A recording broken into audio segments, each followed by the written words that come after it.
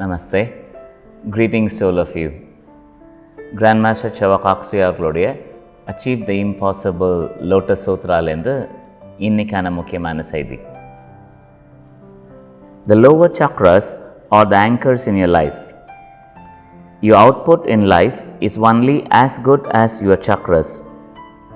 The condition of your chakras affects your prosperity. Get pranic healing.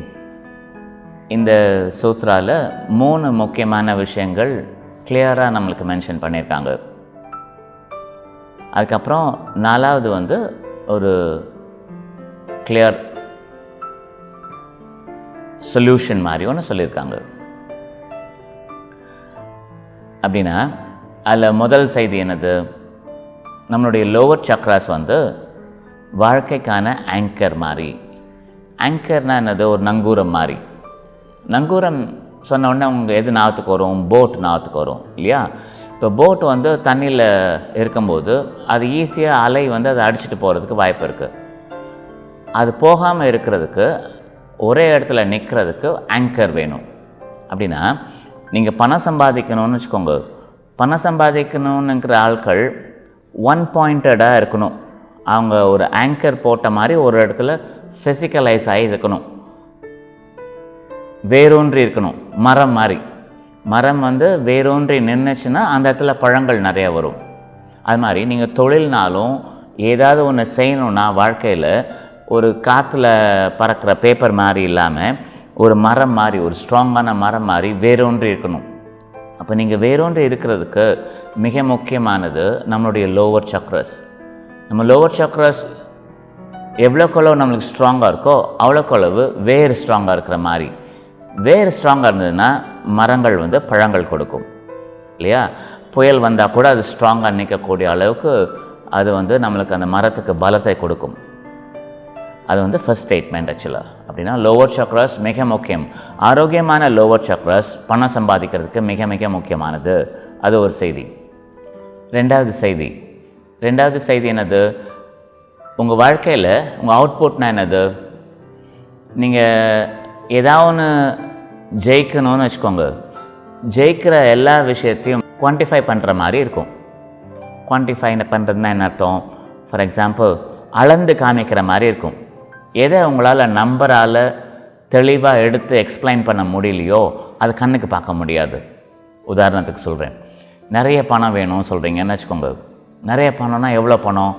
யாருக்கு நிறைய பணம்?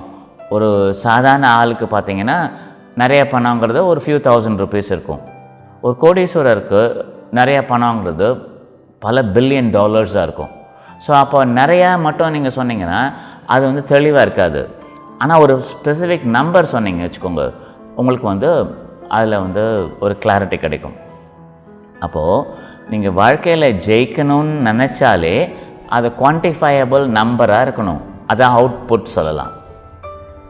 நான் ஜெயிச்சிருக்கேன் அப்படின்னா உங்கள் அவுட்புட் என்னது?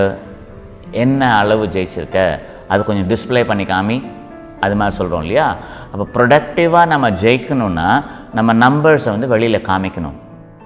பணமாக இருந்தாலும் சரி, சம்பளமாக இருந்தாலும் சரி, எதுவாக இருந்தாலும் சரி, ஒரு பிஸ்னஸ் ஆரம்பிக்கிறதுனாலும் சரி, என்ன அளவு, எவ்வளோ பெரிய, எல்லாமே நம்பர்ஸு. எவ்வளோ நாள் இருக்கக்கூடிய பிஸ்னஸ் அது எல்லாமே நம்பர்ஸு. அப்போ அவுட்புட் சொல்கிறது கிளியராக டிஃபைன் பண்ணக்கூடிய அளவுக்கு தெளிவாக இருக்கணும். அப்படி இருக்கணும்னா உங்கள் சக்ராஸ் மூலமாக தான் அது சாத்தியமாகும். உங்கள் சக்ராஸ் எவ்வளவு நல்லா இருக்கோ அந்த அளவுக்கு தான் உங்கள் அவுட்புட் இருக்கும் அப்படிங்கிறத சொல்கிறாங்க. இது மிக மிக மிக முக்கியமான செய்தி நம்மளுக்கு. நம்ம சக்ராஸோட ஆரோக்கியம் நம்ம வாழ்க்கையை பாதிக்கும். வாழ்க்கையில் எப்படி நம்ம சாதிக்கணுங்கிறத அது பாதிக்கும் அப்படிங்கிறத சொல்லியிருக்காங்க. இன்னொன்று அது வளமையையும் பாதிக்கும் அப்படிங்கிறத சொல்லியிருக்காங்க. அப்போது நம்மளுடைய ஆரோக்கியம், நம்மளுடைய உறவுகள் எப்படி இருக்குங்கிறது, நம்ம வளமை எல்லாமே நம்ம சக்ராஸோட தொடர்புடையது அப்படிங்கிறத சொல்கிறாங்க. அப்புறம் என்ன சொல்கிறாங்க? இந்த சக்ராஸ் தொடர்புடையது அப்படின்னு சொல்லிட்டு நிறுத்தாமல் அதுக்கு மிகுந்த பாசத்தோடு ஒரு செய்தி ஒன்று சொல்கிறாங்க. அதுக்கு என்ன சொல்கிறாங்க? ஒரு வேளை உன் சக்ரா சரியாக இல்லைன்னா என்ன சார் பண்ணுறது அப்படின்னு நீங்கள் யோசிக்கிறதுக்கு வாய்ப்பு இருக்கு இல்லையா? சக்ரானா என்னென்னே தெரியாமல் இருக்கேனே, எனக்கு என்ன சொல்யூஷன் அப்படின்னு நீங்கள் மனசுக்குள்ளே கேட்குறதுக்கு முன்னாடியே மாஸ்டர் என்ன சொல்கிறாங்க, கெட் பிராணிக் ஹீலிங் அப்படின்னு சொல்லிட்டாங்க. கெட் பிராணிக் ஹீலிங்னா இது 2 மாதிரி நீங்கள் எடுத்துக்கலாம். ஒன்று பிராண சிகிச்சை எடுத்துக்கோ அப்படின்னு எடுத்துக்கலாம். பிராண சிகிச்சை எடுத்துக்கோனானது உங்களுக்கு சக்ரா சரியாக இயங்காமல் இருக்குது, அப்போது போய் ஹீலிங் எடுத்துக்கோங்க. உங்களுக்கு உதவி செய்யக்கூடிய பிராணிக் ஹீலர்ஸ் இருக்காங்க, அவங்க மூலமாக ஆரோக்கியம் வேணும்னா ஆரோக்கியம் வாங்கிக்கோங்க. ரிலேஷன்ஷிப் ப்ராப்ளம் வந்து அதை சரி பண்ணிக்கோங்க. பணம் வேணும்னு சொன்னாலும் அதுக்கு என்ன வேணுங்கிறத முடிவு பண்ணிக்கோங்க, அப்படியும் எடுத்துக்கலாம். இன்னொரு பிரமாதமான முறையில் எடுத்துக்கணுன்னா கெட் பிராணிக் ஹீலிங். கையில் எடுத்துக்கோடா, நீ இதை நீயே கற்றுக்கோ. நீ கற்றுக்கிட்டனா உன்னுடைய உறவு, உன்னுடைய ஆரோக்கியம், உன்னோட வளமையை நீ கண்ட்ரோல் பண்ண முடியும் சக்ராஸை கண்ட்ரோல் பண்ணுறது மூலமாக அப்படிங்கிறத மிக தெளிவாக மாஸ்டர் சொல்லியிருக்காங்க. இது இந்த நாளுக்கு மட்டும் இல்லை, வாழ்நாள் முழுக்க நம்மளுக்கு தேவைப்படக்கூடிய மிக முக்கியமான செய்தி. குறித்து வச்சுக்கோங்க இது. நமஸ்தே. Wish you a great day.